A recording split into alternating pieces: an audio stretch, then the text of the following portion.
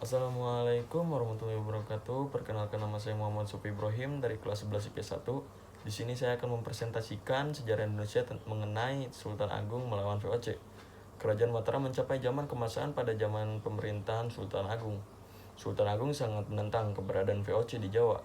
VOC yang terus memaksakan kehendaknya untuk melakukan monopoli perdagangan telah membuat pedagang pribumi mengalami kemunduran dan rakyat menderita.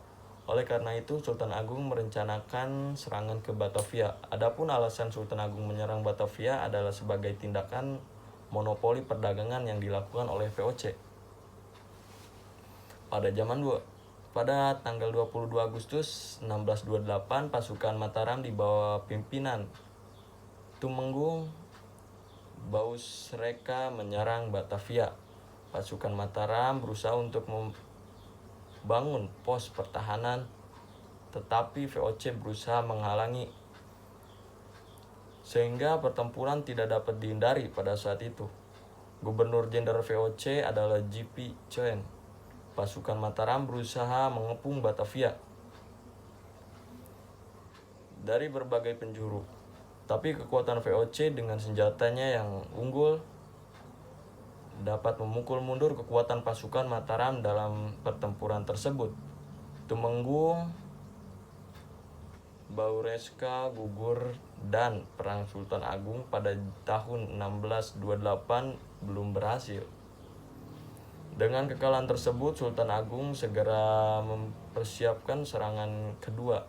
Sultan Agung meninggalkan jumlah kapal senjata serta membangun lumbung-lumbung bekas untuk persiapan bahan makanan di Tegal dan di Cirebon. Pada tahun 1629, pasukan Mataram di bawah pimpinan Tumenggung Singraun, Kiai Dipati Jumilah dan Dipati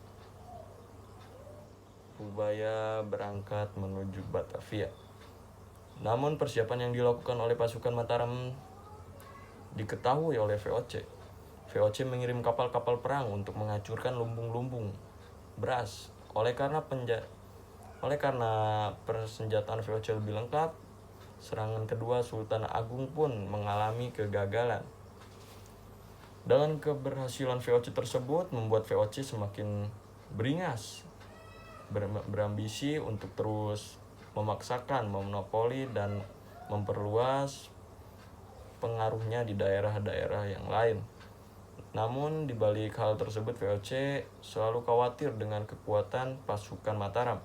Pasukan VOC selalu berjaga-jaga mengawasi segala gerak-gerik pasukan Mataram. Sebagai contoh adalah pada waktu pasukan Sultan Agung dikirim ke Palembang untuk membantu Raja Palembang dalam melawan VOC, di tengah perjalanan langsung diserang oleh VOC. Walaupun perlawanan Sultan Agung terhadap VOC mengalami kegagalan, semangat dan cita-cita untuk melawan dominasi asing di Nusantara terus bertahan pada jiwa Sultan Agung dan para pengikutnya. Namun semangat dan cita-cita untuk melawan dominasi asing tersebut tidak diawasi oleh raja-raja pengganti Sultan Agung. Mataram menjadi semakin lemah dan berhasil dikendalikan VOC setelah Sultan Agung meninggal pada tahun 1645.